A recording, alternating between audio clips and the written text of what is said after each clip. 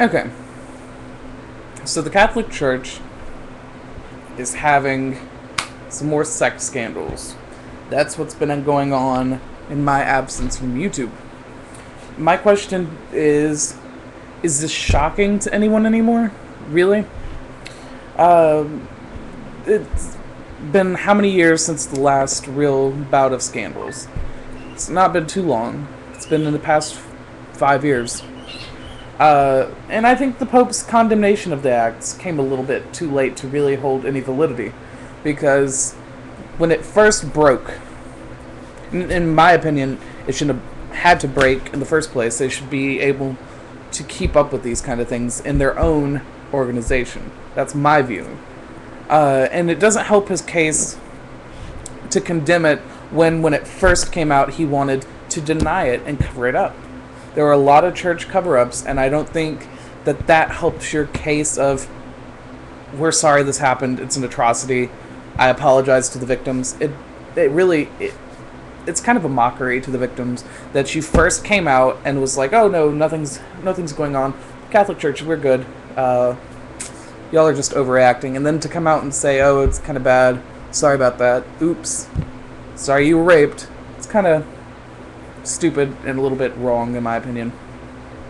And really, why hasn't the Catholic Church, since his predecessor, the new Pope's predecessor, John Paul II, why has there not been more done to protect kids? Because it's boys and girls. You just always hear about the boys, which we'll get to that in a minute. There's not been a whole lot being done to protect the kids, honestly. We just keep moving these priests around from church to church. I think that's absolutely the wrong thing to do. My other beef is why people can't distinguish between pedophilia and homosexuality. There seems to be this link that they keep putting together, which is not there. And it, to further add insult to injury, during this whole scandal, what does the Catholic Church do? Oh, instead of us taking responsibility for what we allowed happen, let's point out the gays and drag them into this. A high-ranking church official, Cardinal Tarcisio Bertone, don't know if I got that name right, don't really care, who also serves as the Vatican's Secretary of State, says, and quote, many psychologists, many psychiatrists have demonstrated that there is no relationship between celibacy and pedophilia.